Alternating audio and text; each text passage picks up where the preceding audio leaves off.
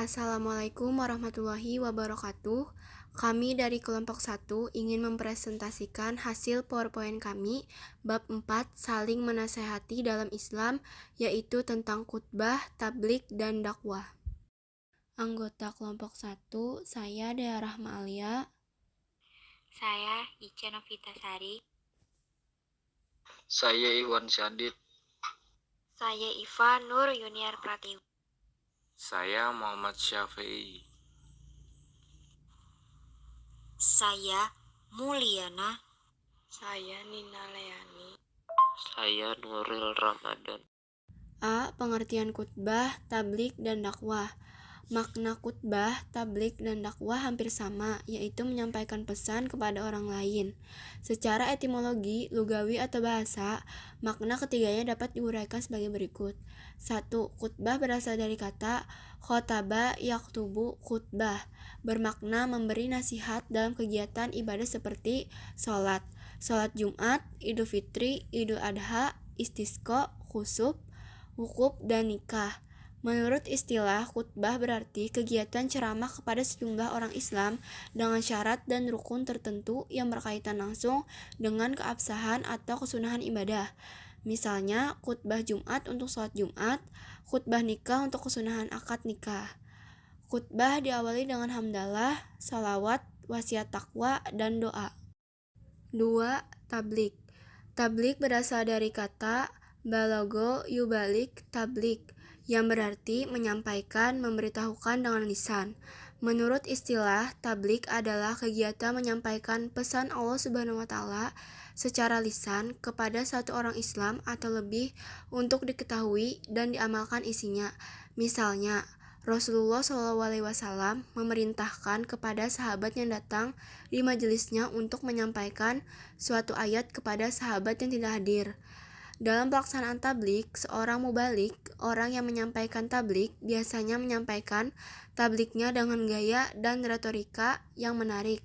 Ada pula istilah tablik akbar, yaitu kegiatan menyampaikan pesan Allah Subhanahu wa Ta'ala dalam jumlah pendengar yang cukup banyak.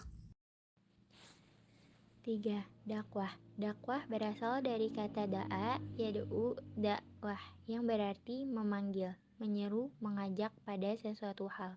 Menurut istilah, dakwah adalah kegiatan mengajak orang lain, seseorang, atau lebih ke jalan Allah, secara lisan atau perbuatan. Di sini dikenal adanya dakwah bilisan dan dakwah bilhal. Kegiatan dakwah bukan hanya ceramah, tetapi juga aksi sosial sumber yang nyata. Misalnya, santunan anak yatim, sumbangan untuk membangun fasilitas umum, dan lain sebagainya. B. Pentingnya khutbah, tablik, dan dakwah. 1. Pentingnya khutbah. Sebagaimana dijelaskan di atas bahwa khutbah termasuk aktivitas ibadah. Oleh karena itu, khutbah tidak bisa ditinggalkan karena akan membatalkan rangkaian aktivitas ibadah. Contoh, apabila sholat Jumat tidak ada khutbahnya, sholat Jumat tidak sah. Apabila wukuf di Arafah tidak ada khutbahnya, wukufnya tidak sah. Sesungguhnya, khutbah merupakan kesempatan yang sangat besar untuk berdakwah dan membimbing manusia menuju keridhaan Allah. Hal ini jika khutbah dimanfaatkan sebaik-baiknya, dengan menyampaikan materi yang dibutuhkan oleh hadirin menyangkut masalah kehidupannya, dengan ringkas, tidak panjang lebar, dan dengan cara yang menarik serta tidak membosankan. Khutbah memiliki kedudukan yang sangat agung dalam syariat Islam sehingga sepantasnya seorang khatib melaksanakan tugasnya dengan sebaik-baiknya. Hal-hal berikut yang seharusnya dimiliki oleh seorang khatib. 1. Seorang khatib harus memahami akikah dan sahihah atau benar sehingga dia tidak sesat dan menyesatkan orang lain. 2. Seorang khatib harus memahami fikih sehingga mampu membimbing manusia dengan cahaya syariat menuju jalan yang lurus. 3. Seorang khatib harus memperhatikan keadaan masyarakat, kemudian mengingatkan mereka dan menyimpangan dan mendorong kepada ketaatan. 4. Seorang khatib sepantasnya juga seorang yang saleh, mengamalkan ilmunya, tidak melanggar larangan sehingga akan memberikan pengaruh kebaikan kepada para pendengar. 2. Pentingnya tablik. Salah satu sifat wajib bagi Rasul adalah tablik, yakni menyampaikan wahyu dari Allah Subhanahu wa Ta'ala kepada umatnya. Semasa Nabi Muhammad SAW masih hidup, seluruh waktunya dihabiskan untuk menyampaikan wahyu kepada umatnya. Setelah Rasulullah SAW wafat, kebiasaan ini dilanjutkan oleh para sahabatnya, para tabi'in atau sahabat Nabi, dan tabi'it tabi'in atau pengikut sahabat Nabi. Setelah mereka, siapakah yang akan meneruskan kebiasaan semuanya tiada, menyampaikan ajaran Islam kepada orang-orang? Kita sebagai siswa muslim punya tanggung jawab untuk meneruskan kebiasaan bertablik tersebut. Banyak yang menyangka bahwa tugas tablik hanyalah tugas alim ulama saja. Hal itu tidak benar. Setiap orang yang mengetahui kemungkaran yang terjadi di hadapannya, ia wajib mencegahnya atau menghentikannya. Kegiatan untuk mencegah dengan tangannya atau kekuasaannya, mulutnya atau nasihat, atau dengan hatinya bahwa ia tidak ikut dalam kemungkaran tersebut. 3. Pentingnya dakwah. Salah satu kewajiban umat Islam adalah berdakwah. Sebagian ulama ada yang menyebut berdakwah itu hukumnya fardu kifayah, kewajiban kolektif, dan ada juga yang menyatakan fardu ain. Rasulullah Shallallahu Alaihi Wasallam selalu mengajarkan agar seseorang muslim selalu menyeru pada jalan kebaikan dengan cara-cara yang baik. Setiap dakwah hendaknya bertujuan untuk mewujudkan kebahagiaan dan kesejahteraan hidup di dunia dan akhirat. Setelah itu, dengan berdakwah kita akan mendapatkan ridha dari Allah Subhanahu wa Ta'ala. Dan Nabi Muhammad SAW mencontohkan dakwah kepada umatnya melalui lisan, tulisan, dan perbuatan. Rasulullah SAW memulai dakwahnya kepada istri, keluarga, dan teman-teman karibnya, hingga raja-raja yang berkuasa pada saat itu.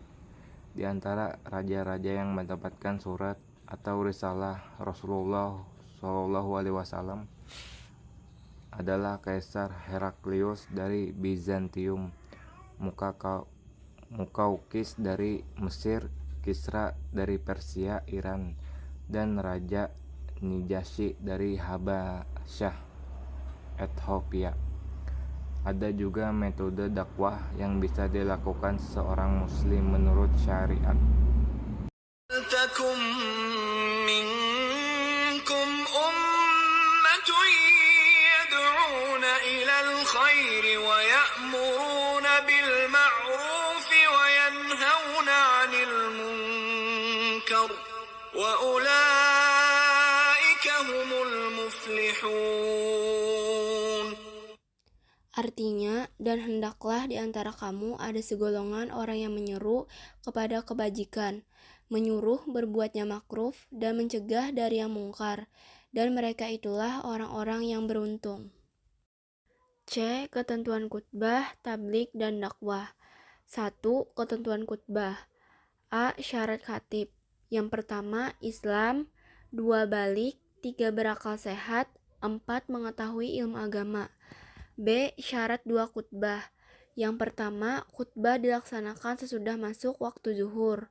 Yang kedua, khatib duduk di antara dua khutbah. Yang ketiga, khutbah diucapkan dengan suara yang keras dan jelas. Yang keempat, tertib. C. Rukun khutbah. Yang pertama, membaca hamdalah. Yang kedua, membaca syahadatain. Yang ketiga, membaca sholawat. Yang keempat, berwasiat takwa. Yang kelima, membaca ayat Al-Quran pada salah satu khutbah. Yang keenam, berdoa pada khutbah kedua. D. Sunnah khutbah, yaitu yang pertama, khatib berdiri ketika khutbah. Kedua, mengawali khutbah dengan memberi salam. Ketiga, khutbah hendaknya jelas, mudah dipahami, tidak terlalu panjang. Keempat, khatib menghadap jamaah ketika khutbah. Kelima, menertibkan rukun khutbah. Dan yang keenam, membaca surah Al-Ikhlas ketika duduk di antara dua khutbah. Dengan keterangan 1. Pada prinsipnya, ketentuan dan tata cara khutbah baik sholat Jumat, Idul Fitri, Idul Adha, dan sholat kusuf sama. Perbedaannya terletak pada waktu pelaksanaannya, yaitu dilaksanakan setelah salat dan diawali dengan takbir. Dan yang kedua, khutbah wukuf adalah khutbah yang dilaksanakan pada saat wukuf di Arafah. Khutbah wukuf merupakan salah satu rukun wukuf setelah melaksanakan sholat zuhur dan asar di Qasar. Khutbah wukuf hampir sama dengan khutbah Jumat. Perbedaannya terletak pada waktu pelaksanaannya, yaitu dilaksanakan ketika wukuf di Arafah. C. Ketentuan khutbah, tablik, dan dakwah. 2. Ketentuan tablik. Tablik artinya menyampaikan. Orang yang menyampaikan disebut mubalik. Ketentuan-ketentuan yang harus diperhatikan dalam melakukan tablik adalah sebagai berikut. A. Syarat mubalik, yaitu yang pertama Islam, kedua balik, ketiga berakal, dan yang keempat mendalami ajaran Islam. B. Etika dalam menyampaikan tablik, yaitu 1. Bersikap lemah lembut, tidak kasar, dan tidak merusak. Kedua, menggunakan bahasa yang mudah dimengerti. Ketiga, mengutamakan musyawarah dan berdiskusi untuk memperoleh kesepakatan bersama. 4. Materi dakwah yang disampaikan harus mempunyai dasar hukum yang kuat dan jelas sumbernya. Kelima, menyampaikan dengan ikhlas dan sabar sesuai dengan kondisi psikologis dan sosiologis para pendengarnya atau penerimanya. Dan yang keenam, tidak menghasut orang lain untuk bermusuhan, merusak, berselisih, dan mencari-cari kesalahan orang lain. 3. Ketentuan dakwah. Dakwah artinya mengajak. Orang yang melaksanakan dakwah disebut da'i.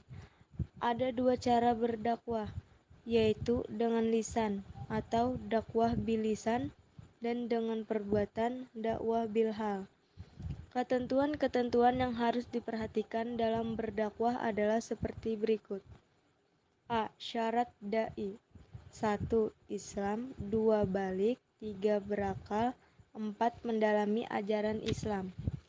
B. Etika dalam berdakwah. 1. Dakwah dilaksanakan dengan hikmah, yaitu ucapan yang jelas, tegas, dan sikap yang bijaksana. 2. Dakwah dilakukan dengan mauzatul hasanah atau nasihat yang baik, yaitu cara persuasif atau tanpa kekerasan dan edukatif atau memberikan pengajaran. 3. Dakwah dilaksanakan dengan memberi contoh yang baik atau uswatun hasanah. 4. Dakwah dilakukan dengan mujadalah, yaitu diskusi atau tukar pikiran yang berjalan secara dinamis dan santun serta menghargai pendapat orang lain. ادع إلى سبيل ربك بالحكمة والموعظة الحسنة وجادلهم بالتي هي أحسن إن ربك هو أعلم بمن ضل عن سبيله وهو أعلم بالمهتدين. Artinya, serulah manusia kepada jalan Tuhanmu dengan hikmah dan pelajaran yang baik, dan bantahlah mereka dengan cara yang baik. Sesungguhnya Tuhanmu dialah yang lebih mengetahui tentang siapa yang tersesat dari jalannya, dan dialah yang lebih mengetahui orang-orang yang mendapat petunjuk. Perbedaan khutbah, tablik, dan dakwah. 1. Khutbah memiliki waktu-waktu tertentu dalam pelaksanaannya, sedangkan tablik dan dakwah bisa dilakukan kapan saja. 2. Khutbah memiliki syarat dan rukun, sedangkan tablik dan dakwah tidak memiliki syarat dan rukun. 3. Khutbah memerlukan mimbar, sedangkan tablik dan dakwah tidak memerlukan mimbar.